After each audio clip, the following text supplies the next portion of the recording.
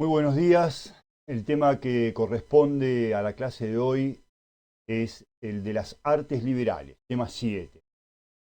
Eh, para los que estudian homeschooling es un tema muy importante porque de alguna forma es la explicación y la razón de ser del homeschooling, las artes liberales. Así que bueno, prestemos mucha atención.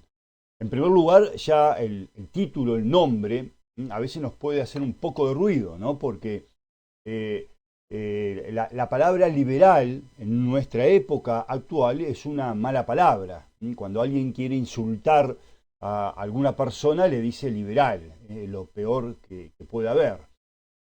Pero las palabras en la época de la cristiandad no tenían exactamente el mismo significado que tienen ahora. Inclusive las distintas artes que vamos a ver eh, no representan exactamente lo que significan para nosotros ahora. Bueno, lo vamos a ir viendo, lo vamos a ir desarrollando y van a ir entendiendo un poco más el tema.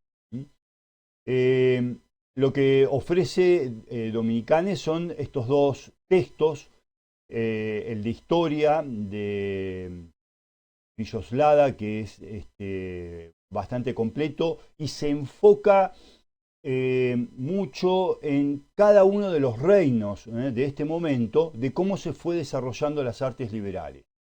Yo voy a obviar y me voy a concentrar solamente en el reino franco, donde está el, el desarrollo del imperio de Carlomagno, que es lo central y lo más importante. Y el otro texto, también muy importante, es el de Álvarez Greco, las siete artes liberales. Y el otro ítem es mi PowerPoint. Así que bueno, con estos dos textos los fuimos trabajando, resumiendo y haciéndolo lo más sintéticamente posible para que los padres puedan acompañar a sus hijos en el desarrollo de este tema y puedan ellos también transmitirles la importancia que tiene el homeschool. Eh, Bien, acá un error mío, estamos en el tema 7, me olvidé de pintarlo, en el tema 7. Y lo que sí importa acá son los títulos, en cómo fui estructurando esta clase. Una primera parte de historia, en donde vamos introduciéndonos a cómo las artes liberales empiezan a desarrollarse en la etapa del Imperio Carolingio. ¿Qué son las artes liberales? Ahí ya vamos a entrar en conceptos y en definiciones y algunas actividades que propone Dominicanes, que propongo yo también, para consolidar estos temas. Y arrancamos entonces, les voy a proponer para que armen la carpeta estos pequeños cuadros que ustedes pueden copiar en la carpeta para que les queden los conceptos y pueden a su vez tomar el texto también y hacer un resumen como propone Dominicanes. Donde les pongo una plumita son las placas en donde sugiero copiar esa parte para que les vaya quedando ordenado el primer punto, que es historia entonces de las artes liberales. Muy bien. Estamos situados como habíamos quedado en la clase anterior, esto está así encadenado y relacionado con el imperio de Carlomagno, el imperio carolingio. Y Carlomagno no solamente fue, como dijimos, un gran militar, sino que fue también un gran rey. Y como gran rey no solamente tenía que ganar batallas, se dio cuenta que era fundamental consolidar en el imperio y en las personas del reino las ideas, ¿sí?, que permitan transmitir de generación en generación lo importante que es la cultura que habían heredado. Y para eso era fundamental la formación intelectual.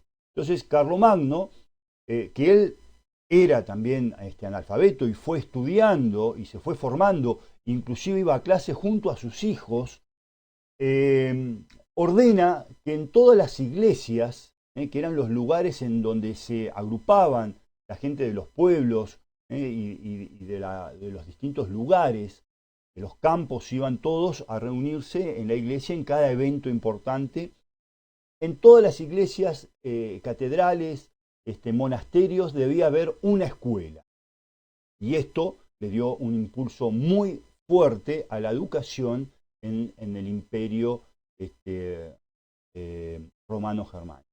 Así que Carlomagno, decidido a que la educación iba a ser un pilar para consolidar todas esas batallas que si no, no iban a tener ningún sentido. No era la cuestión ganar guerras por ganar guerras, ¿no? Acá había un trasfondo mucho más fuerte, más importante para trascender en el tiempo. Había las escuelas monásticas, a cargo de las escuelas por supuesto que iba a estar la iglesia y sobre todo las órdenes monásticas que dijimos que se habían esparcido por toda Europa. De alguna forma en los monasterios había una educación para los monjes del monasterio, que no era también un tema menor, era muy importante su formación,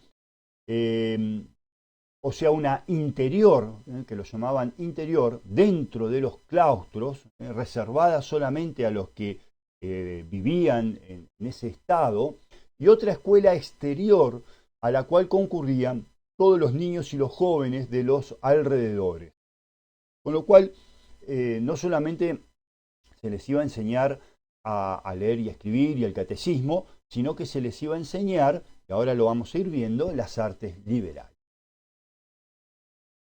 Después también estaban las escuelas episcopales, ¿sí? Que eran los seminarios que hoy conocemos, ¿sí? Hoy en día, como estaba por ejemplo el seminario de San Rafael, ¿no? Que todos conocen, el seminario de la Regia.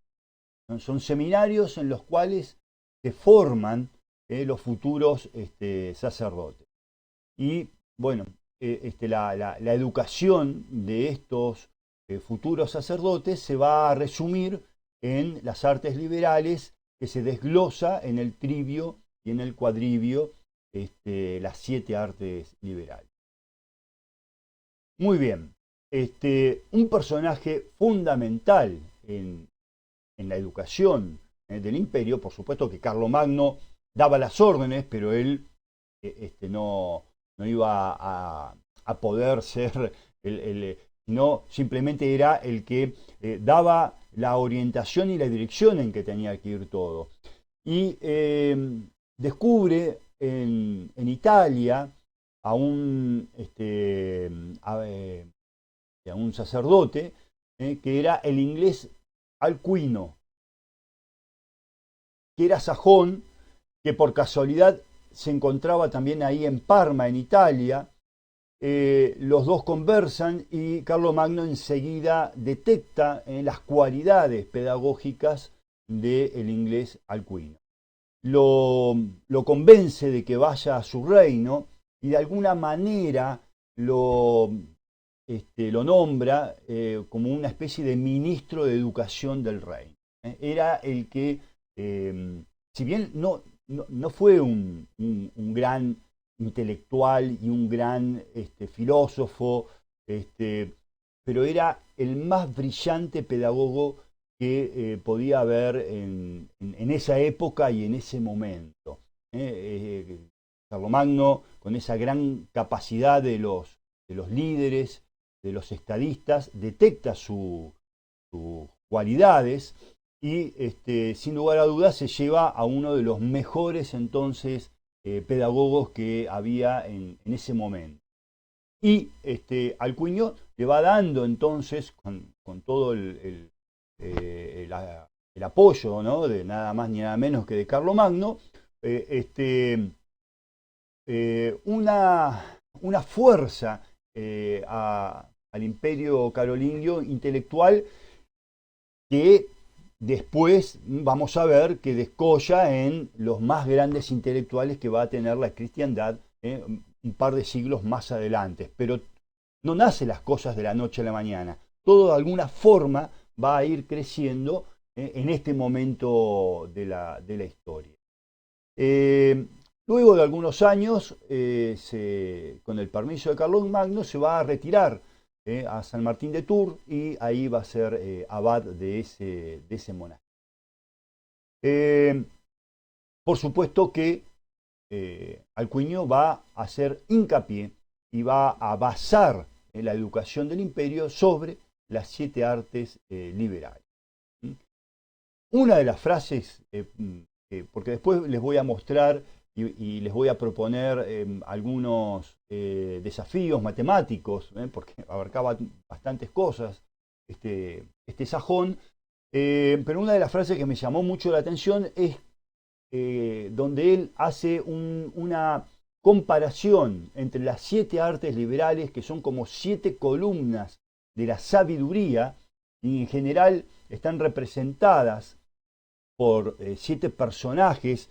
Acá la abadesa Landsberg hace un dibujo hermoso sobre las 7 artes liberales, y de ahí se fueron sacando las figuras de cada una de las artes liberales.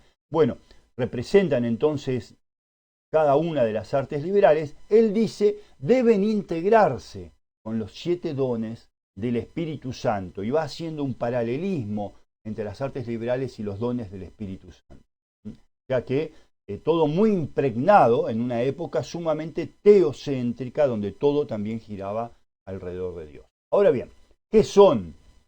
Después de este pequeño resumen histórico en el cual nos vamos ubicando en la historia. ¿Qué son en sí entonces las artes liberales? Bien, en primer lugar vamos a aclarar bien entonces el concepto que se entendía por liberal en este momento de la historia. Y ellos le decían liberales porque liberan el espíritu.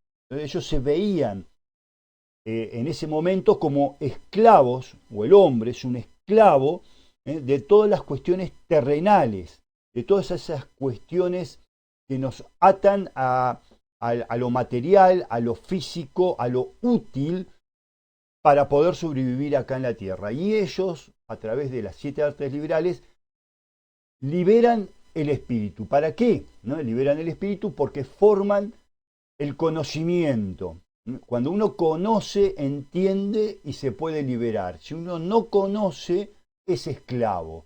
Entonces forman la sabiduría de los hombres libres.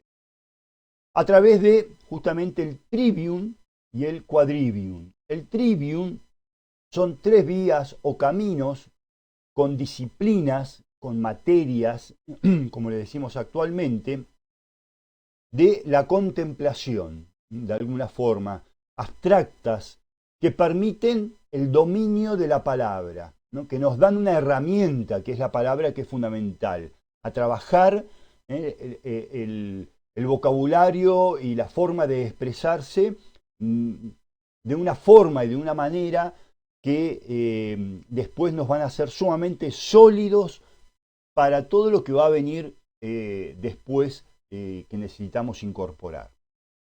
Y el quadrivium son los 4 caminos para estudiar el orden del universo, y está todo más relacionado con las matemáticas.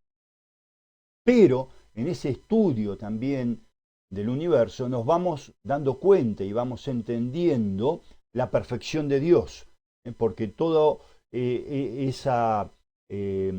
esos aspectos del universo y de la Tierra y de las matemáticas que vamos desarrollando nos permiten entender ahora, con las herramientas de la palabra que ya tenemos, la perfección de Dios. ¿Sí? Vamos a ver también un poco una pequeña definición, basándonos también en la abadesa Landsberg, del significado de cada una de las artes que vamos a tener que ir trabajando a lo largo del home. ¿Sí? Las primeras, que son las del trivium, la lógica, Ella dice, permito a los argumentos enfrentarse como lo hacen los perros. ¿Sí? La lógica, ¿sí? y todos los silogismos que vamos a ir estudiando, que van a estudiar en esa materia, ¿sí? Le van a permitir dar argumentos para poder defender argumentos, posturas, tesis, y ir creciendo en el conocimiento. La retórica, por mí, orador, buscarás la fuerza nutritiva de los argumentos. Lograr hacer que sean entendibles a todas las personas. La gramática, por mí, se aprende a que es la palabra, la letra y la sílaba. La aritmética, ya entramos en el quadrivium, estoy hecha de números de los cuales muestro las diferencias. Geometría, dirijo con mucho cuidado las medidas de la tierra. La música, soy la música maestra de un arte extenso y variado. La música está sumamente relacionado a las matemáticas. Y la astronomía, traigo mi nombre de los astros por los cuales se conoce el destino. Estas pequeñas definiciones para darnos una introducción entonces al concepto de cada una de las artes. En este cuadrito les explico un poco las etapas, ¿sí? y profundizamos también un poco más. ¿Sí? El trivium, que es el manejo contemplativo, como habíamos dicho, y el manejo profundo, ¿no?, de la palabra, eran los primeros años de educación. Desde muy joven, entonces, los niños, a través de la obra de clásicos y de ir de alguna forma viendo y reviendo los distintos autores griegos y romanos cuales podían acceder, justamente un dominio entonces de la palabra, y al terminar eso salían con un título de bachiller en arte. El quadrivium era el título de magíster, y ya ahí tenían las herramientas para entender la grandeza de Dios plasmada acá en la creación del hombre y de la tierra. A todo esto, tanto a las artes liberales, al trivium y al quadrivium, que eran un fin en sí misma, se las llamaba de alguna manera inútiles, ¿sí? Porque no tenían una utilidad en sí misma, eran de orden contemplativo, no eran serviles. A partir de ahí comenzaban, entraban a hacer el doctorado, específicamente en una carrera que cada uno, por su vocación, decidiera seguir. Las más comunes eran el derecho, la medicina, la teología, la filosofía, entre otras. Y estas eran carreras o artes serviles, porque servían específicamente para algo, eran útiles. ¿Sí? Era lo que nos daba el dinero para poder vivir produciendo, generando algo. ¿Sí?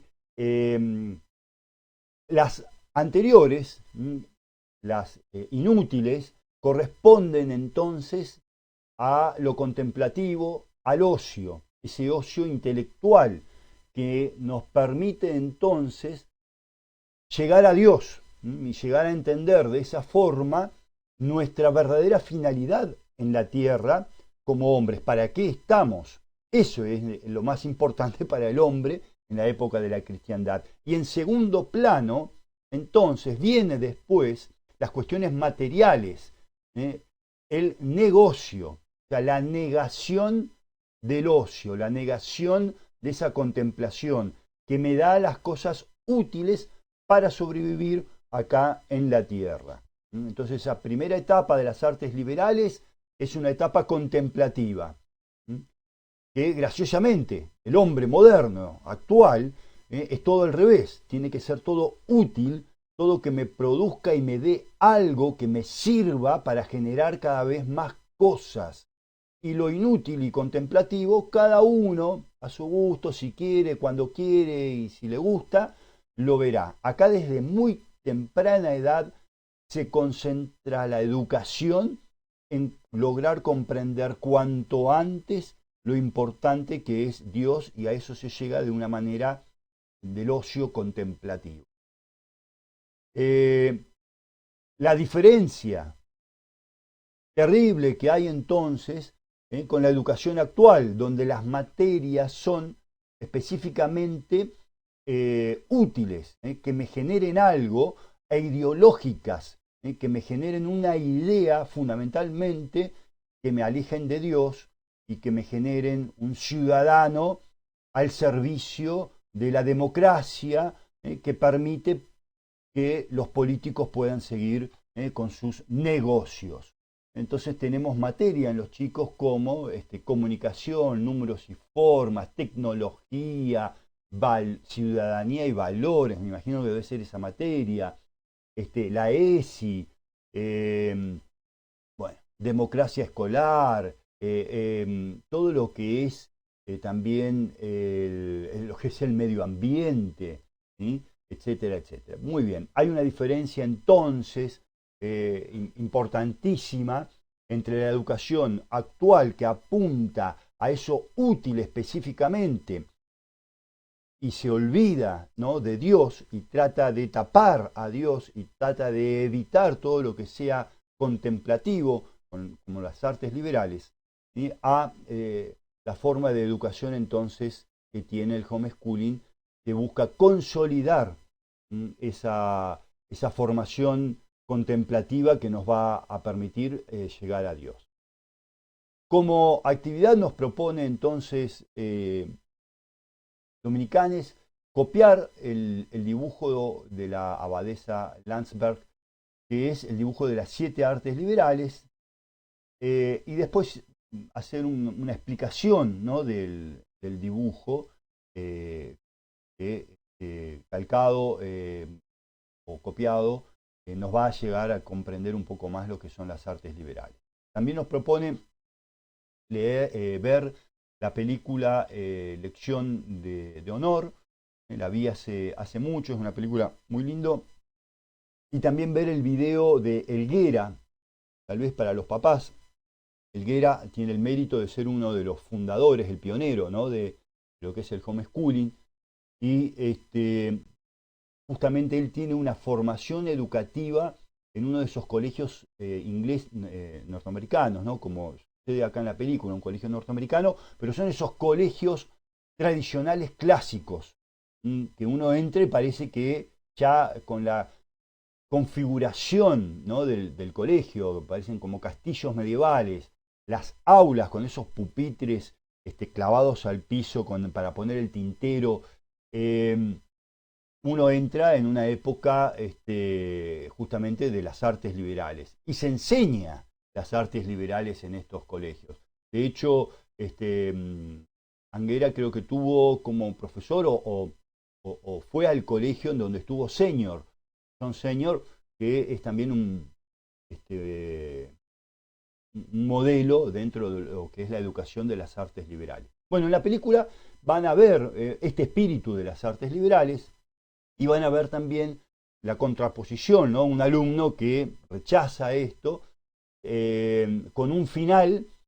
Hay una parte importantísima en donde el papá de ese alumno le dice al profesor, que justo es un profesor de historia, le dice: usted enséñele los números, las letras, lo útil. Yo le voy a enseñar lo que está bien y lo que está mal. ¿Sí? Y era un político. Y van a ver, no se lo voy a espolear, pero van a ver entonces cómo termina este alumno y cómo termina un poco la película y el mensaje entonces que trata de dar. Lección de honor entonces. Les comenté, les propongo entonces también, para que lo conozcan un poco más al Cuño, un problema. Él tiene un librito con 50 problemas, todos así un poquito de este tipo, que eran los que tal vez en un momento de descanso él los fue escribiendo y se los proponía a los alumnos. Para que vean también, hace 1000 años, ¿no?, que están dando vuelta a estos problemas y se siguen usando porque están realmente muy buenos. Les propongo uno de los más conocidos, que dice: un hombre tenía la necesidad de transportar de una orilla a otra de un río un lobo, una cabra y un col, que es una planta como de lechuga. No disponía de otra embarcación que no fuera un pequeño bote que solo tenía lugar para dos, para él y para uno de estos elementos. Siendo necesario que todos queden ilesos, diga quien pueda el método que empleó para que todos llegasen a la otra orilla sanos y salvos.